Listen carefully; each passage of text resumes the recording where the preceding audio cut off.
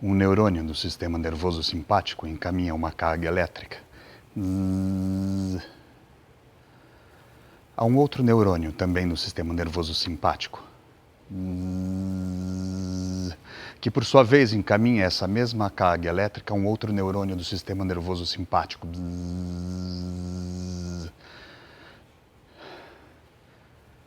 Essa carga elétrica passeia numa velocidade inacreditável do hipocampo, que fica no lobo temporal,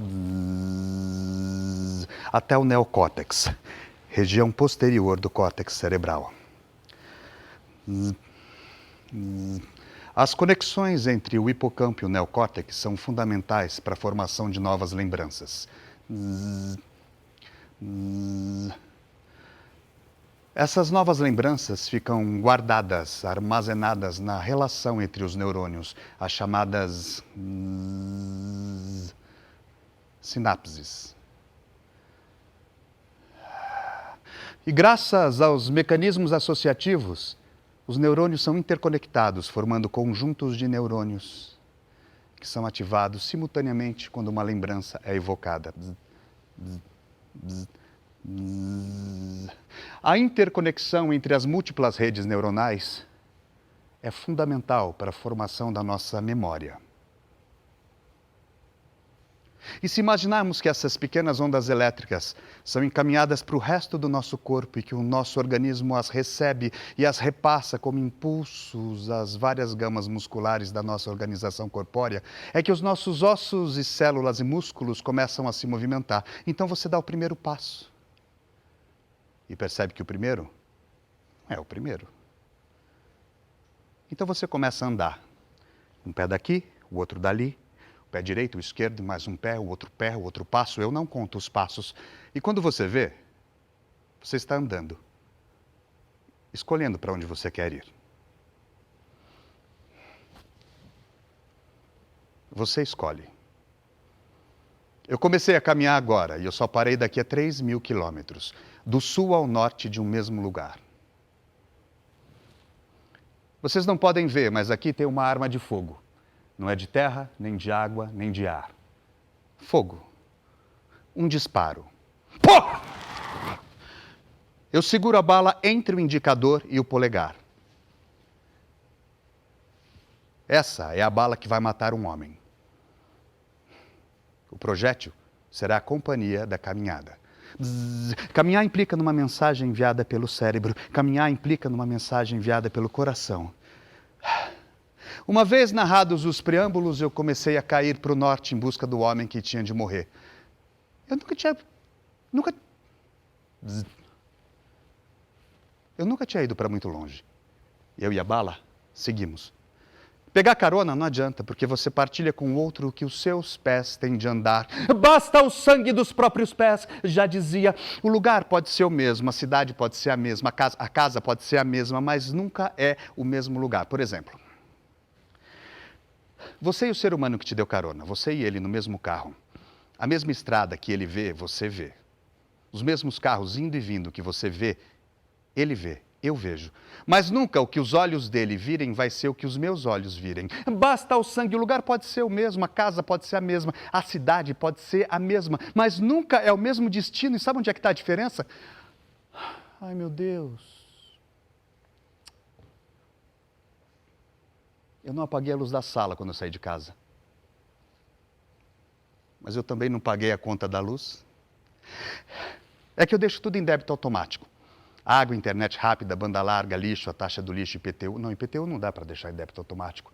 Celular tira foto, grava, iPod, iPhone, laptop, meu cachorro. Eu não tenho um gato, mas eu tenho rinite. Computador, LCD, DVD, Windows, antena parabólica, almoço em débito automático, amigo, livros, jornal, sexo na rede, a do computador. E tudo automático, automático, e débito, débito, débito, débito, débito, débito, débito, débito, débito, débito, débito, débito, débito, débito, débito, e tudo automático, e débito, débito, débito, e tudo automático, mas a luz tinha dado um problema no cadastro da luz, não dava assim simplesmente para pagar a conta da luz. No dia certo, bzz, cai na tua conta, pof, tem dinheiro, está pago. Com a luz dá para estar em débito, mas não dá para ser automático. Eu deixei a minha mulher e os meus 2 filhos no escuro. Alguém passa com a mão na buzina nessa hora e eu logo grito: vai buzinar para sua mãe, seu desgraçado. Só porque você tem carro, pensa que é o dono do mundo, só se for do terceiro mundo. Mas eu não paro. Caminha, caminha sem nunca parar, 3.000 quilômetros do sul ao norte de um mesmo lugar, levando de companhia uma bala destinada ao homem que precisa morrer. A cidade pode ser a mesma, a casa pode ser a mesma, mas nunca é o mesmo destino. E sabe onde é que está a diferença?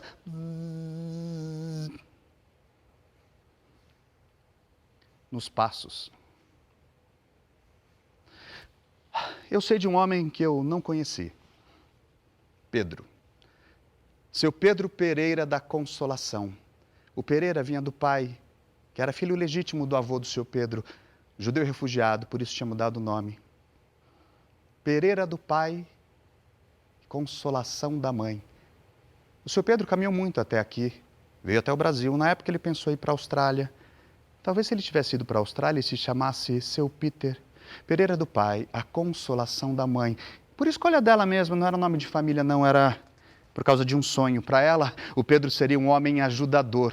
Por que alguém quer que o filho ajude os outros? Para ela, o Pedro seria capaz de consolar qualquer um que estivesse ao seu lado e padecesse de qualquer infortúnio. O pai ele nem conheceu, morreu quando ainda era pequeno e nem sonhava em dar os primeiros passos. O seu Pedro caminhou 127 quilômetros de joelhos até Aparecida do Norte, para pagar a promessa que fez para a mãe ver e para ver a mãe consolada por ter um filho triste. 77 dias e meio de joelhos até a porta da catedral. O seu Pedro, seu porque ele já tinha uns 60 mais ou menos e ele tingia o cabelo de acaju. O seu Pedro matou um homem. O Pedro apronta demais, a mãe falava. O Pedro, jovem, roubou, fumou tóxico, desandou a família inteira, mas por um amigo era leal, por um amigo era capaz de tudo. Roubaram ele e o Romano. Romano era filho dos italianos, a única família que tinha carro na vila. Roubaram, ele e o Romano roubaram, a polícia pegou. Só que o Romano tinha um filho pequeno e a mulher era paraplégica. Quem consegue casar com uma paraplégica? O Pedro pensava. Mas o Romano tinha um filho pequeno e a mulher era paraplégica, então o Pedro assumiu a culpa. Fui eu que roubei. Sua mãe perdeu a perna direita por causa da diabetes, que era emocional. Diabetes é foda. Amputaram aqui na Santa Casa, em São Paulo. Mas ela conseguia caminhar de vez em quando com a ajuda de muletas. O seu Pedro costumava andar em volta do campo de futebol na penitenciária. E quando estava preso, ele soube que o Romano arrumou outra e matou a mulher. Quem consegue matar uma paraplégica? O Pedro pensava. E o Romano ainda tirou o Pedro de trouxa, que pensou quando soube: eu vou matar esse filho da puta que não respeita paraplégico.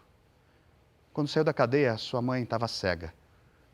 Nunca mais voltou a caminhar. Diabetes é foda. Mas o Pedro seguiu o Romano. Caminhou até encontrar o dito cujo. Pô!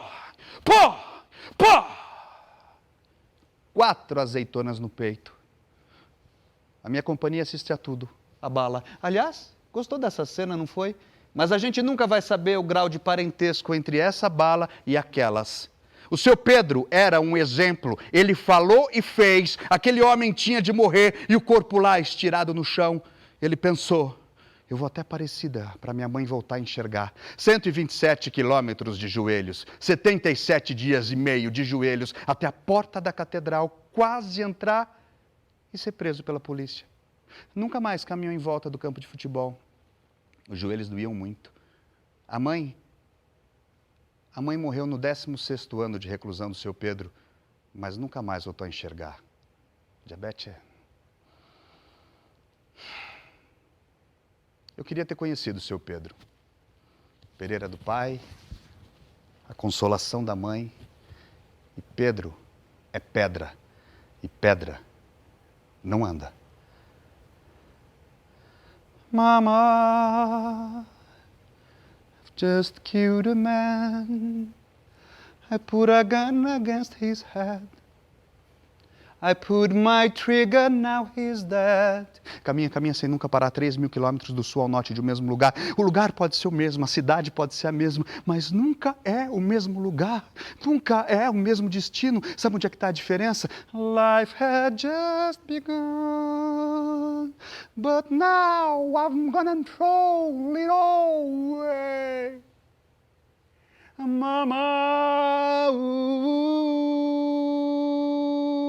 la la la la la la la la la la la la la.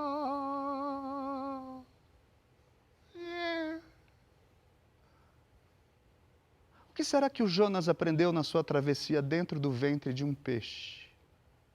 A Marlene Dentucci, eu gostava dela. Ela dava aula de catecismo dentro da igreja no domingo de manhã. Eu gostava dela. A Marlene Dentucci, gordinha, eu gostava dela. Ela dava aula de catecismo dentro da igreja no domingo de manhã. O meu pai lavava o Fusca. E um dia ela me falou que tinha um homem que não acreditava que Deus existisse. Então, ele subiu num morro muito alto, bem alto, para ficar bem perto de Deus. Quando ele chegou lá em cima, ele falou assim: Senhor, se o Senhor existe mesmo, aparece.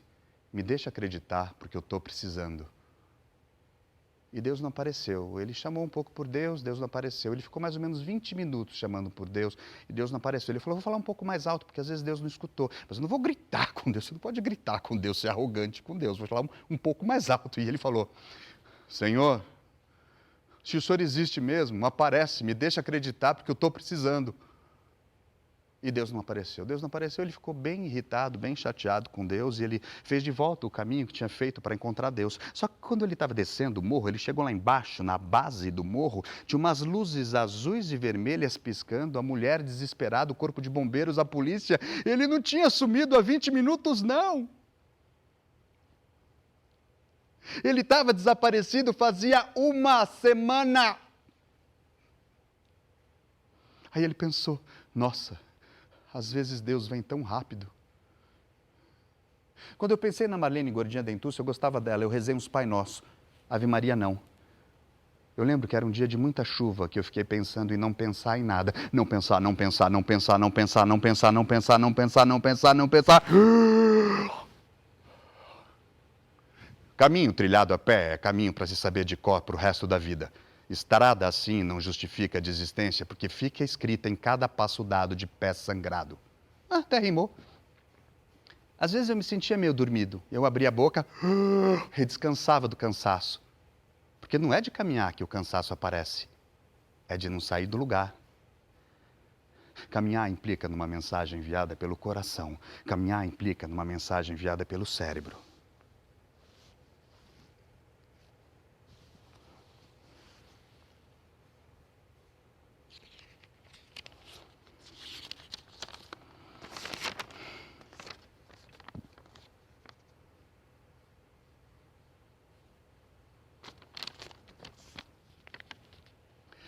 Isso aqui é um mapa de neurônios. Esse aqui é um neurônio do sistema nervoso simpático. Essa é uma sinapse. Esse aqui é um outro neurônio do sistema nervoso simpático. Isso aqui para os japoneses é um pé. Você aperta esse pontinho aqui, sua dor de cabeça passa. Esse ponto aqui, por exemplo, esse aqui é o ponto dos rins. Quando você aperta esse pontinho aqui, os seus rins funcionam melhor. Esse ponto, por exemplo, esse ponto é o da cólica menstrual. Quando você... Eu não tenho cólica menstrual. Esse ponto aqui, por exemplo, esse aqui é o ponto da névoa. Quando você está caminhando no horizonte, o asfalto quente, ele exala uma espécie de miragem, é uma névoa quente, que você nunca sabe o que vai aparecer lá no horizonte, se transformar de névoa em não sei o quê. Vocês não podem ver, mas tem uma bala me fazendo companhia. Um dia eu estava andando, caminhando, e a névoa quente do asfalto, ela me trouxe no horizonte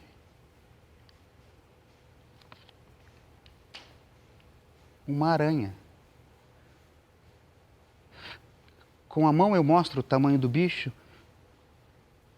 Ela era maior. Muito maior, ela era uma aranha gigante.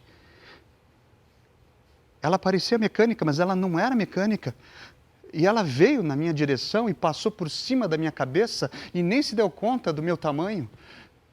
E ela foi em direção a uma cidade que eu já tinha deixado para trás, uma cidade grande, bonita. E talvez ela soltasse um fio eterno que ligasse o sul ao norte. E ela soltou uma teia, um manto bordado que começou a cobrir aquela cidade. E eu lá em cima, no topo, olhando tudo do horizonte, cobriu toda a cidade, cobriu o rio que alimentava aquela gente de água, cobriu a torre de comunicação que mantinha aquela gente em contato com o resto do mundo. E era tanta teia que ela começou a soltar, que tudo começou a ser coberto, as estações de trem, as estradas, as igrejas, os hospitais, e era tanta teia, mas tanta teia, que todo o horizonte foi coberto, e até o céu começou a ser coberto, e o azul do céu foi ficando branco de tanta teia, e o branco da teia foi ficando negro, porque o sol já estava por detrás da teia, e todo o firmamento começou a ser coberto, e a teia cumpriu um ciclo até o outro horizonte, e eu precisava continuar caminhando. Então, com o indicador da mão direita, eu rompi a teia e passei. Aquele dia eu não voltei a olhar nenhuma vez. Se eu enfileirasse os meus neurônios, um do lado do outro, eles dariam 2 voltas em torno do globo terrestre. Isso não é poético, é científico. Ai, meu Deus. Eu tenho de pôr pó de grafite na fechadura da porta da cozinha, porque a chave às vezes enrosca. Eu tenho de pôr pó de grafite na fechadura da porta da cozinha, porque às vezes a chave enrosca. Eu pus pó de grafite na fechadura do Fusca do meu pai. Meu pai tinha um Fusca. Original. O meu pai tinha um Fusca vermelho 69. Original. E ele passava as manhãs de domingo lavando o Fusca. E ele até polia aquelas partes prateadas do Fusca, que na verdade não era vermelho, era cereja, mas era cereja original. Mas não tinha aquelas faixas brancas nos pneus. E eu lembro que às vezes a gente até fazia piquenique, eu até comia patê de sardinha, porque sardinha é horrível, como todo peixe é horrível, mas é que o peixe só é horrível. Tem gosto e cheiro horrível de peixe quando ele é cozido, porque cru, peixe não tem gosto e nem cheiro de peixe. E quando a minha mãe fazia sardinha, eu lembro que eu e meu pai esperávamos no quintal o cheiro passar. E um dia, no domingo de manhã, o Fusca estava lindo, polido, brilhando e blim-blom. Tocaram a campainha. Ou foram as palmas que bateram, porque uma época não tinha campainha em casa. Não foi a campainha assim que soou. E eu, naquela minha empáfia, eu não sei porquê, mas eu tinha um orgulho besta quando eu era criança. Eu abri as janelas e tinha os meninos negros pedindo comida. E aí eu falei em alto e bom tom para um deles, que era meio estrábico e estava com a mão em cima do Fusca. Você pode tirar a mão de cima do carro do meu pai, por favor, porque ele acabou de lavar? E ele olhou para a mão enquanto a tirava de cima do Fusca. E olhou para o capô do carro para conferir se tinha ofuscado o brilho cereja do Fusca brilhante do meu pai. Cereja. O tibetano Sherabi, de 35 anos, rasteja em direção a Bodh Gaya, na Índia, para adorar o Buda. O tibetano Sherabi, de 35 anos, rasteja de 6 a 7 horas por dia, todos os dias, numa jornada que já dura 1 ano e 7 meses, em direção a Bodh Gaya, na Índia, para adorar o Buda. A vida de um homem está na quantidade de passos que ele dá. Mas como é que se contam os passos do Sherabi, se ele rasteja? Como é que se contam os passos da mulher paraplégica do Romano? Mama, just killed a man. I put a gun against his head. I put my trigger, now he's dead. Isso aqui é falsete. A névoa quente do asfalto, às vezes, exala uma espécie de miragem. Você nunca sabe o que vai aparecer lá no horizonte, transformando-se de névoa em não sei o quê. E eu tinha ouvido E um dia no horizonte eu olhei de longe, parecia um golfinho. O vapor do asfalto fazia o bicho rebolar um pouco. Era um... Eu tinha ouvido sabe quando o golfinho canta? Aliás, a voz das baleias é a coisa mais linda que tem. E eu tinha ouvido um golfinho. E quando eu fui me aproximando do horizonte e a névoa se desfez, não era um golfinho.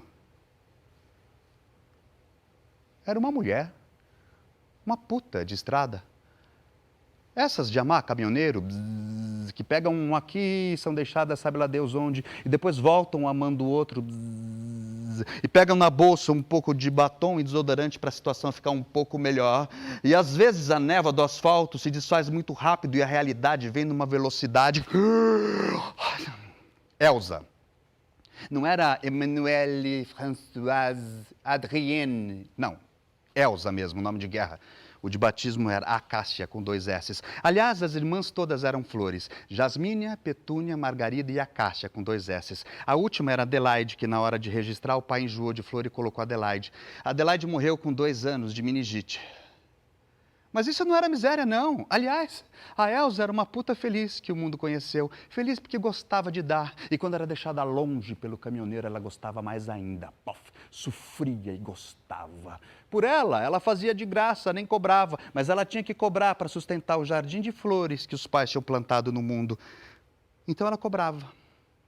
Mas ela gostava mesmo de fazer de graça. E ela falava assim, eu gosto mesmo de fazer desgraça. Ela tinha um dente meio separado, a língua presa, talvez ela colocava um S entre o D e o G e soava desgraça. Eu gosto mesmo de fazer desgraça. Mas isso era para caminhoneiro. Transeunte normal como eu tinha de pagar. E eu falei, não, muito obrigado. Minha mulher e os meus filhos estão no escuro. Chupeta é 10. Eu confesso que eu pensei. Era bonita a Elsa. Alta, magra, meio tetuda, as pernas longas, finas, dentes brancos, cabelo louro, castanho claro, curto, o que já mostrava uma certa atitude, porque mulher de cabelo curto tem atitude. E eu falei, não, muito obrigado, minha mulher e os meus filhos estão longe a essa altura.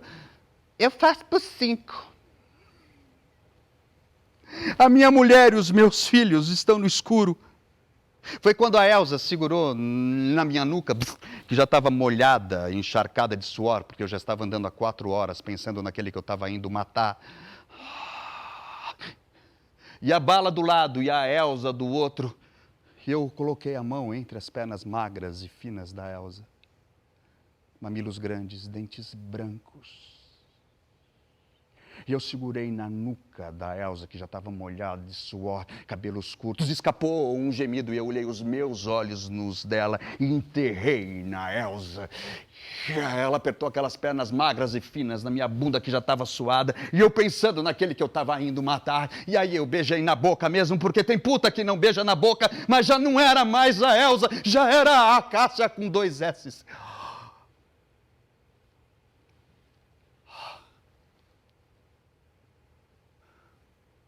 Paguei e caminhei. Quando eu olhei para trás, a Elsa Acácia, com 2 S's, estava passando um desodorante embaixo dos braços. Axilas brancas, lisas como acácias com C. E a névoa quente do asfalto foi transformando a Elsa Acácia, com 2 S's, numa lembrança, com cedilha.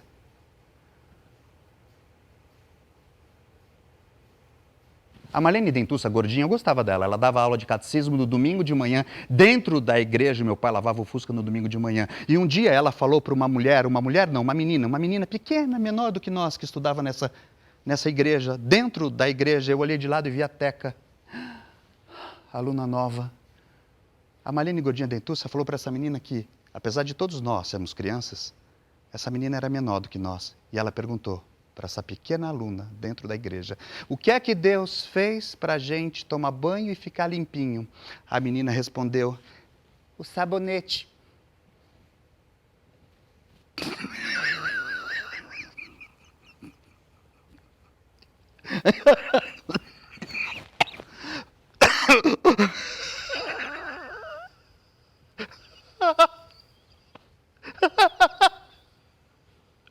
Aí a Marlene falou que ela era muito nova.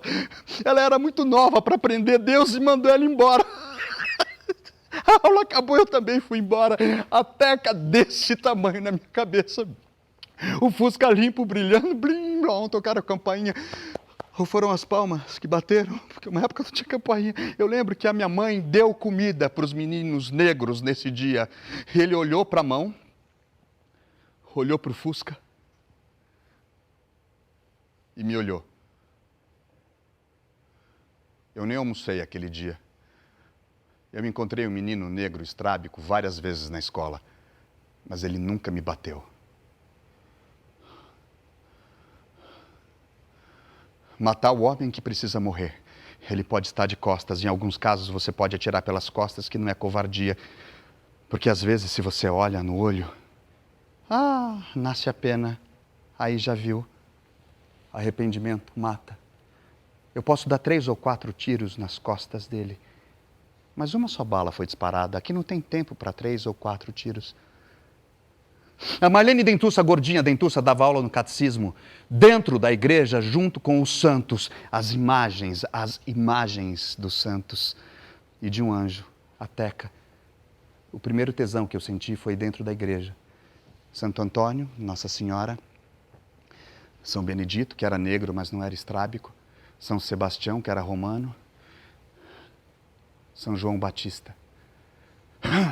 Eu me abaixo e me benzo diante de Jesus num crucifixo imenso. Eu nunca vou esquecer o olhar que a Teca me deu. Mas o principal dessa igreja, no fundo, era um quadro, mais puxado para o vermelho. No centro do quadro tinha uma moça, bonita. Ela tinha um olhar meio lesado, meio anuviado. Os santos têm um olhar meio lesado, anuviado. Falam que é de êxtase.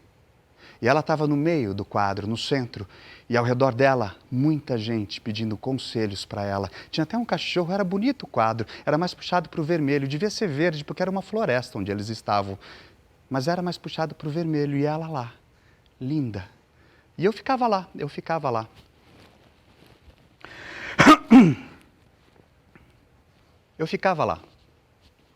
A missa acabava e eu ficava lá, até que a maldita ia embora para a casa dela, mas eu ficava lá. Eu era coroinha, ficávamos eu, São Benedito, Nossa Senhora, Jesus, São Sebastião. Eu era coroinha e eu queria ser padre. E eu sabia de cor todas as missas eu sabia de cor, todas as missas eu sabia de cor. E eu queria ser padre. E o evangelho, que é a única parte que sai da rotina da missa, eu não precisava decorar, porque não dá para decorar as boas novas. E um dia eu derramei vinho vermelho no altar branco do padre e ele riu de mim, nem para me dar uma bronca. E o branco da Teca, o vermelho do Jesus Cristo, o vermelho do quadro, e eu estava um pouco cansado, eu queria parar, mas eu não podia parar, caminha sem nunca parar. O vermelho do vinho derramado no altar que ficou o vermelho do São Sebastião com todas aquelas setas indicando tantas coisas, o vermelho escorrendo de Jesus Cristo, o vermelho e o padre não riu de mim, ele riu para mim, porque ele queria me comer. E a Marlene, aquela gorda, dentuça, achando que ensinava catecismo pra gente, com todos os santos, espiando para ver se eu estava aprendendo alguma coisa, e eu falei, o que foi? Vocês nunca viram não? E vocês não estão pedindo conselhos para ela, nada, vocês estão pedindo perdão.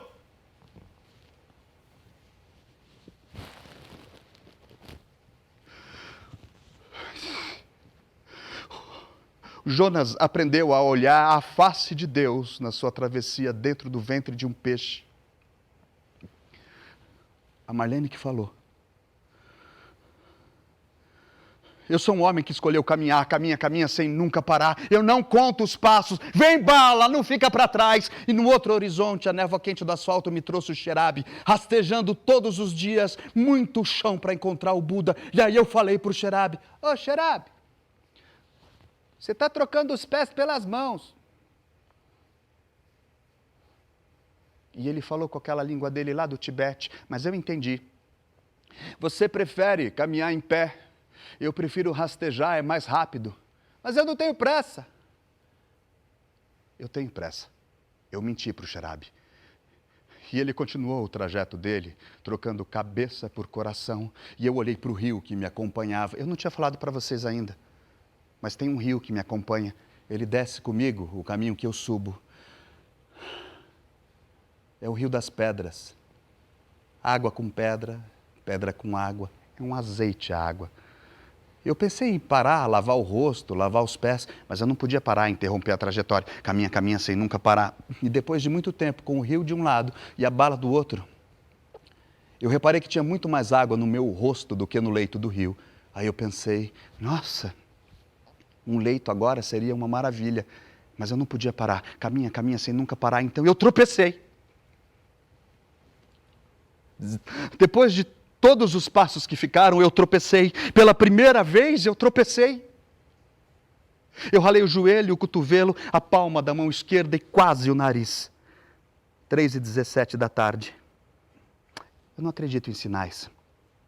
Mentira, eu acredito sim. Então eu parei. Eu parei e desci um barranco que dava em direção ao rio. Um barranco de 3 ou 4 metros, cheio de carrapichos, que, aliás, inspiraram os americanos a inventarem o velcro. Quando eu cheguei na base do barranco, eu caminhei em direção ao rio, devagar. Tirei os tênis, as meias, lembrei de uma canção de infância. Joguei a bolsa lá para trás, tirei a camiseta, que se fodam aquelas fechaduras sem grafite. Tirei a calça, olhei para a esquerda, para a direita, eu nem perdi tempo. Tirei a cueca e coloquei primeiro o pé direito na corrente das águas. Fechei os olhos. Eu não tenho frieira, eu pensei. E depois o esquerdo, o direito. E fui me batizando na corrente das águas, nos próximos 43 segundos nessa tarde de sol. E em pé, mas submerso, as águas me levaram 17 metros em sua corrente, até a reação dos pulmões em busca de ar. Suspirei como alguém que acabara de nascer e os meus olhos eram rios também. Num plano americano, fora d'água, eu encostei numa pedra côncava ou convexa. Tanto faz, eu nunca sei a diferença. E fiquei.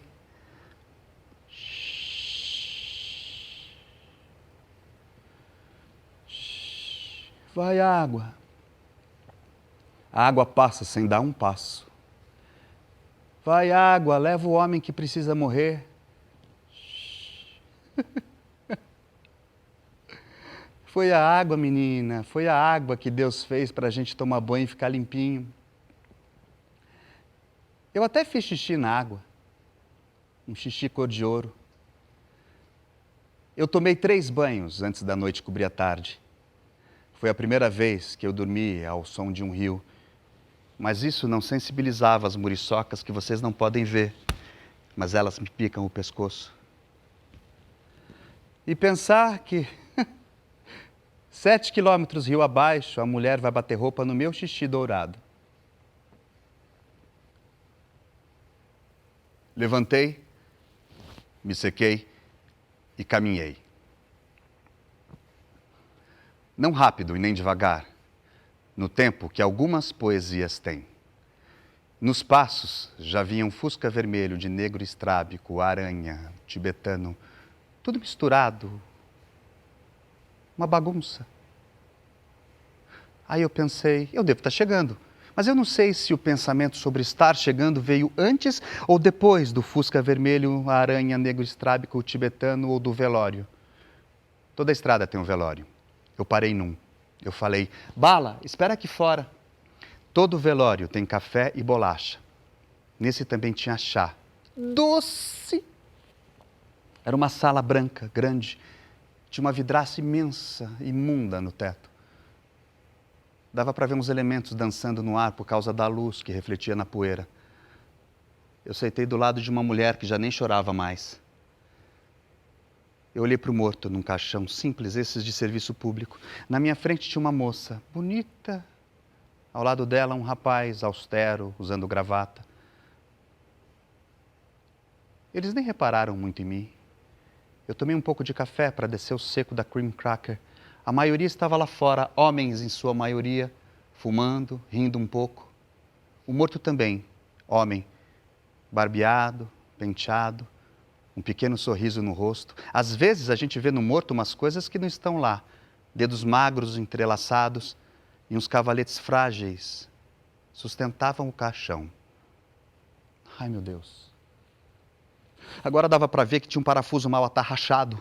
E olhando direito, dava para ver que o caixão estava meio torto, estava penso, quase caindo para a esquerda. Aí eu pensei, o morto cai e quebra a perna antes de ser enterrado. Aí eu começo a rir. E cuspia a bolacha. Então eu pus as duas mãos na frente do rosto para fingir que eu estava chorando. Por que ele chora? Esse que só passou para tomar café. Eles sabiam que eu estava de passagem, mas eles não falaram nada. E por ter fechado os olhos, um pequeno instante, um lapso, a sala ficou muito mais branca e nenhuma sombra tinha chance.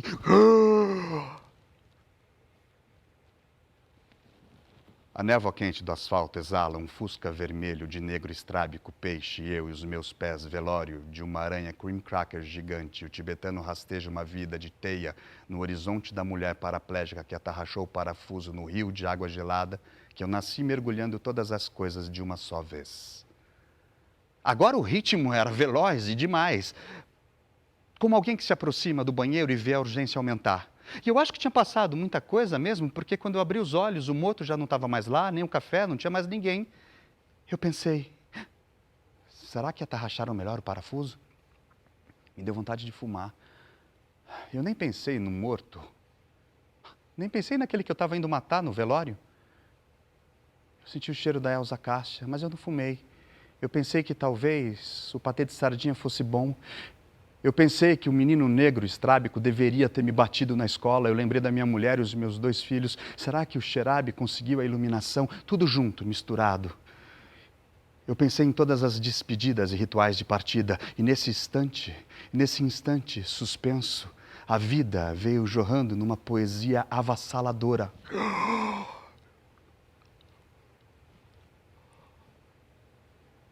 Na despedida ao encontro principal. A vida de uma só vez. Dizem que nossa vida passa diante dos nossos olhos quando estamos caindo de um prédio, por exemplo. Bzz. Vocês não puderam ver, mas aqui tinha uma arma de fogo. Não era de terra, nem de água, nem de ar. Fogo. Um disparo. Pô! A vida não se aprende durante a vida.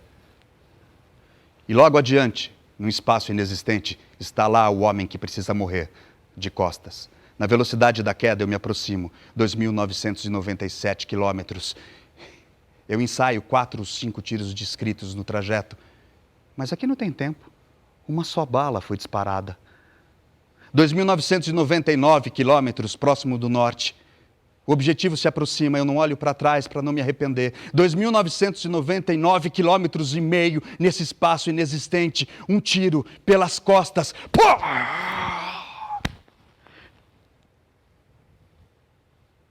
Eu de costas. A uma certa distância eu olho o meu corpo. E na velocidade da queda, as alcovas começam a se esfacelar, os avessos começam a cuspir segredos vermelhos tão bem guardados, e tudo que o olho nu não enxergava, o trajeto escancara. A queda é muito veloz, irreversível. Na velocidade da queda, eu passo um tanto à frente do meu próprio corpo. Me viro e olho nos meus olhos.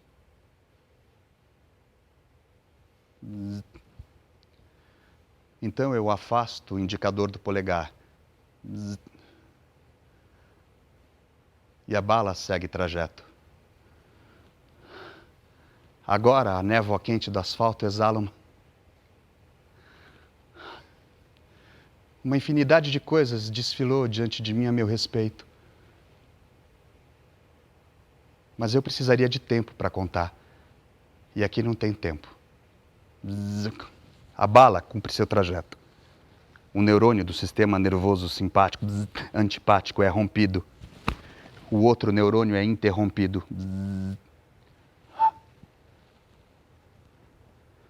3.000 quilômetros em 1,5 segundos eterno. Da nuca ao centro da cabeça. A vida de uma só vez. Zzz.